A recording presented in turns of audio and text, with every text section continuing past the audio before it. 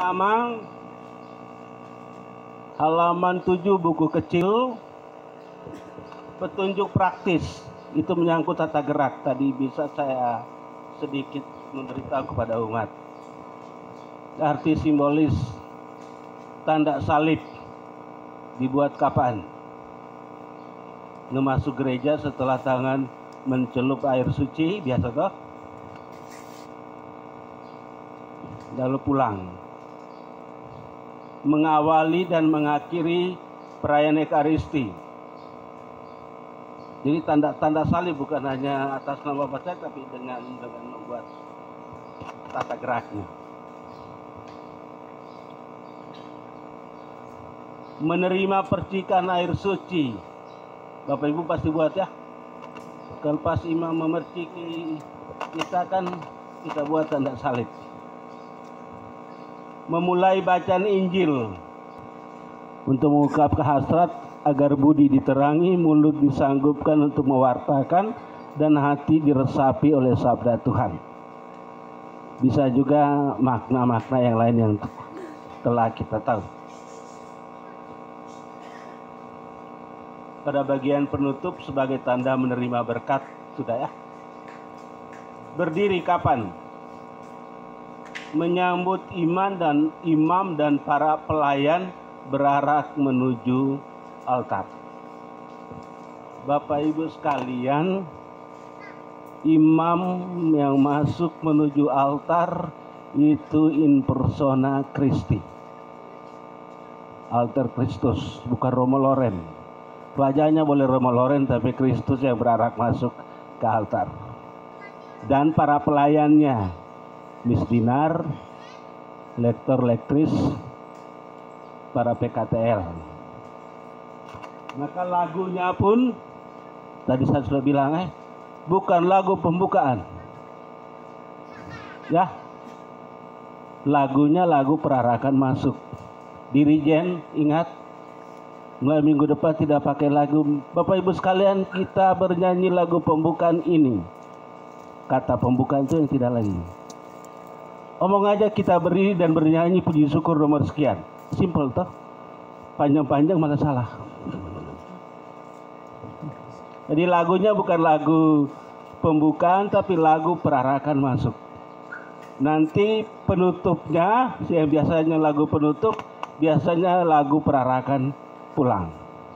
Jadi tidak ada lagi kata pembuka dan penutup. Perarakan masuk dan perarakan pulang.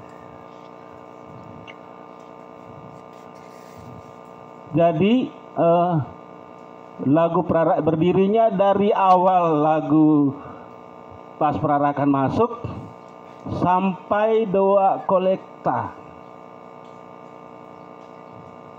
Kata kolekta ini baru.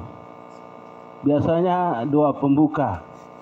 Kata pembuka tidak dipakai lagi jadi doa kolekta. Apa itu kolekta? Ya sama dengan kolekte. Hanya beda huruf akhir. Artinya ngumpulin. Yang lain kolekte ngumpulin duit, kolekta ngumpulin intensi umat, baik disebut atau tidak disebut. Dari rumah lagi tidak mood, ya para Pastor Loren yang menyempurnakannya itu di altar. Karena kita semua yang hadir pun membawa serta niat, doa, harapan, permohonan. Maka disebut doa kolekta, disimpulkan lewat doa kolekta. Jadi kata pembuka diganti menjadi kolekta. Jadi liturgi sabda duduk. Kita membayangkan dulu ya. Bacaan pertama Mazmur, bacaan kedua duduk. Bacaan Injil berdiri. Nomor 2 pemakuman Injil sebagai tanda hormat kepada Tuhan Yesus Kristus yang bangkit mulia. Jadi bacaan Injil berdiri bukan persis baca Injilnya. Mulai dengan penyambutan sabda lewat lagu Haleluya. Lalu syahadat berdiri, menyampaikan doa umat berdiri seperti biasa, Bapa kami berdiri, doa sesudah komuni juga berdiri sampai berkat dan perutusan. Ada 7 ya. Berlutut kapan saja. Nomor 1 itu perhatikan, pada waktu syahadat, di hari raya Natal dan hari raya kabar sukacita, waktu mengucapkan dikandung dari Roh Kudus, dilahirkan oleh perawan Maria dan menjadi manusia. Kalau syahadat panjang, kalau syahadat pendek, yang dikandung dari Roh Kudus dilahirkan oleh perawan Maria. Itu berlutut untuk hari raya Natal dan hari raya kabar sukacita. Kabar sukacitanya 25 Maret. Sedangkan di luar hari 2 hari raya ini membungkuk. Nanti membungkuk kita perhatikan. Membungkuk hormat. Pada saat konsekrasi dalam doa syukur agung, atau sejak sesudah kudus sampai akhir doa syukur agung. Biasanya di doa syukur agung berlutut kan? Di dalam, di luar berdiri atau duduk? Berdiri. Kalau bisa sesuai dengan TP yang baru, pada saat konsekrasi berlutut. Hanya konsekrasi aja. Kalau sepanjang doa syukur agung nanti lututnya luka.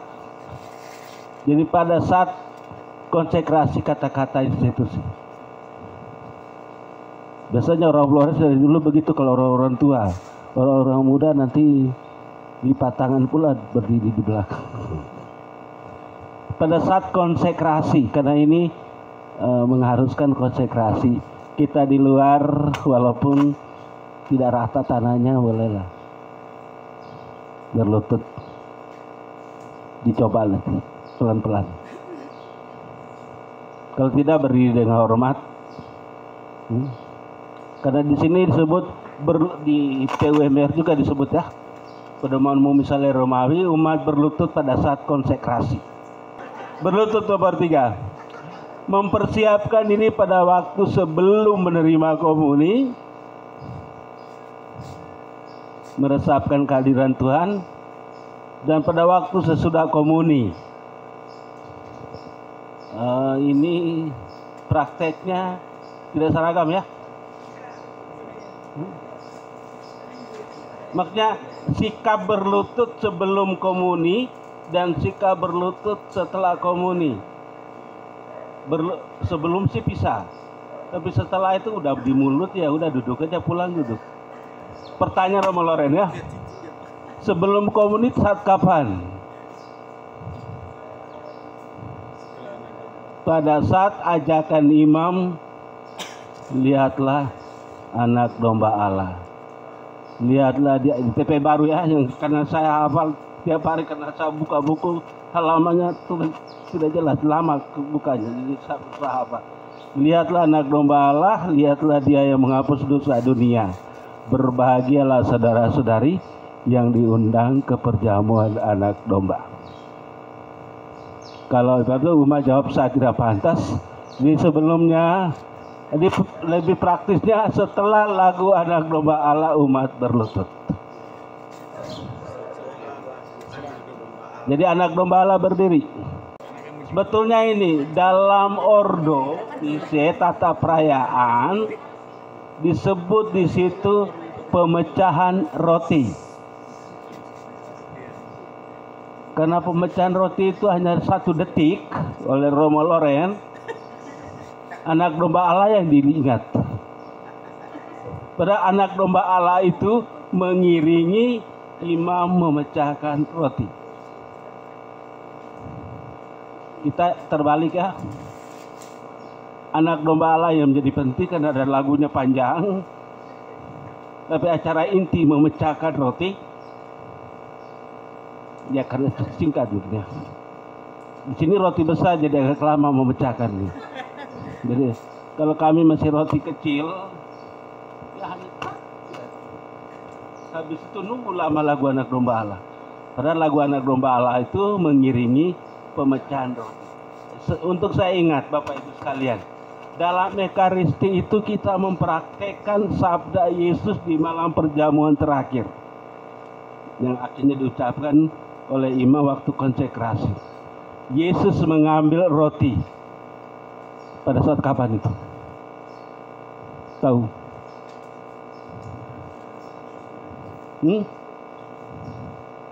Doa syukur agung itu kata-katanya diucapkan lagi. Tapi imam mengambil roti kapan? Yesus mengambil roti. Imam mengambil roti lah. Pada saat persiapan persembahan.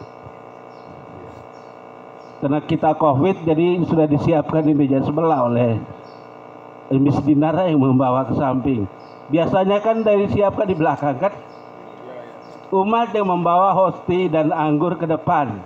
Imam mengambil hosti.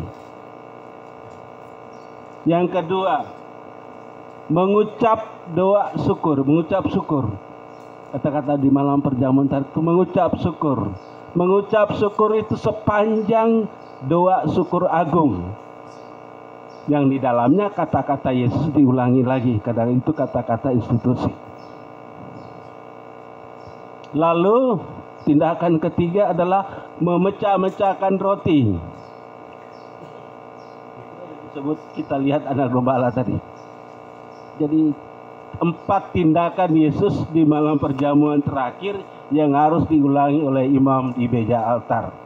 Itu mengambil roti, mengucap syukur sepanjang doa syukur agung, lalu kata-kata institusi diragakan, memecahkan roti, diiringi lagu anak domba Allah, dan membagi-bagikan roti, yaitu pada saat komuni. Kan dibantu oleh PKTL. Itu membagi-baginya. Jadi 3 tindakan Yesus itu kita praktekkan, ragakan. Roti dan anggur harus imam yang ambil. Ya, imam yang mengambil roti yang dibawa oleh umat, roti dan anggur. Walaupun nanti disambil lalu dibawa oleh pelayan ke altar, tapi yang terima imam. Terus satu lagi yang meleset, ya untuk imam kasan anak domba Allah, kasan keluarga itu tepuk dada itu tetap masih berlaku atau sudah tidak berlaku lagi? Menebah, ya ada di sini. Menebah dada hanya di saya mengaku. Mea culpa, mea culpa, mea culpa, itu menebah dada, bukan Tuhan kasih anak. Itu zaman prakonsili. Jadi menebah dada itu saya berdosa, saya sungguh berdosa. Umat juga ikut kan? Umat juga. Semuanya. Ya umat ikut itu ya, halus dada sendiri.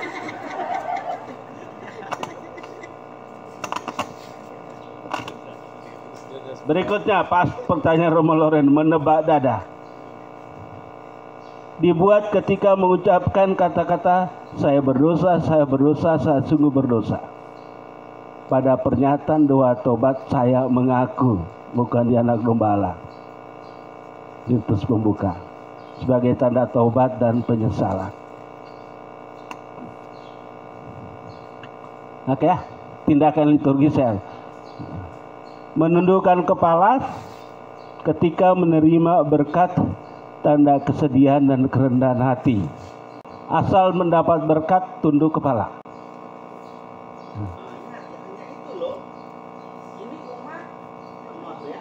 Umat maju, umat pastor dengan petugas hormat altar, mereka juga tunduk kepala. Itu ingat loh, umat loh ya. Betul. Rupanya Bapak sangat konsentrasi dengan umat. Ya. Oke Bapak Ibu sekalian, tidak perlu buat seperti yang katakan Romo Loren itu. Jadi kita bernyanyi, berdiri sambil bernyanyi. Membukukan badan. Beda dengan tunduk kepala ya. Beda ya. Dan membukukan badan. Ketika mengucapkan tadi ya, dikandung dari Roh Kudus dilahirkan oleh perawan Maria di luar hari raya itu. Ketika ini pertanyaan Romo Loren lagi nih. Ketika imam berlutut sesudah konsekrasi. Jadi Bapa berlutut konsekrasi hosti, jangan tunduk. Dan konsekrasi piala. Berlutut tidak atau bertunduk? Ah, ya, praktek tidak benar itu.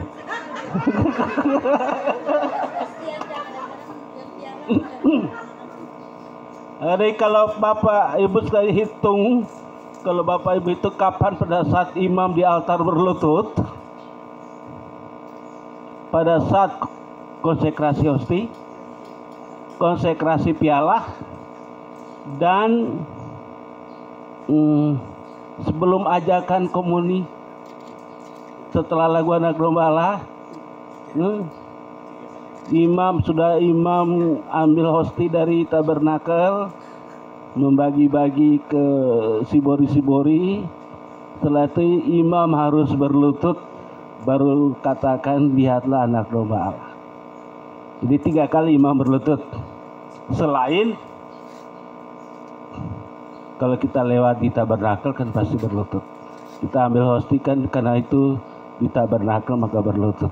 Tapi tidak ada tabernakel, berarti ada 3 kali imam berlutut, konsekrasi hosti, konsekrasi piala, dan ajakan menyambut, sebelum ajakan menyambut komuni. Mengatupkan tangan dibuat ketika menerima komuni sebagai tanda kesetiaan. Pergi komuni itu tangan terkatup. Duduk ketika kitab suci dibacakan sebagai ungkapan kesedihan mendengarkan dan merenungkan sabda Allah. Bacaan pertama, bacaan kedua, Mazmur tanggapan. Persiapan persembahan, ada kolektia ini itu, kita pikir dalam situasi normal ya. Pengumuman, Bapak Ibu sekalian, pengumuman itu bagian dari liturgi. Karena bagian dari liturgi yang membuat pengumuman, usahakan jangan terlalu panjang lah. Tapi masalahnya berita nikah wajib. Nanti di pengumuman itu simple, jelas. Hanya pertanyaan ya, bagi Bapak Ibu penting tidak apa-apa. Petugas liturgi minggu depan harus dibaca semua dengan lengkapkah? Dengan nama-nama. WA dikirim, surat dikirim, hari Minggu dibacakan lagi. Tapi pengumuman nikah itu bersifat wajib, jadi bagaimanapun tidak bisa dipotong-potong. Tapi kalau yang lain yang bisa diringkas, bilang aja kalau petugas liturgi itu 1 KBG atau 1 wilayah, bilang aja petugas liturgi minggu depan misa pertama dari wilayah Fransiskus. Cukup toh? Orang-orang juga udah tahu semua, udah dibagi. Apalagi dengan nama. Kalau baca nama satu persatu, bisa juga sih kata itu mengganggu satu sikap liturgis juga. Tapi itu pendapat saya, bisa bagaimana menyusunnya itu. Miss Dinar, ada Miss Dinar? Mungkin sudah.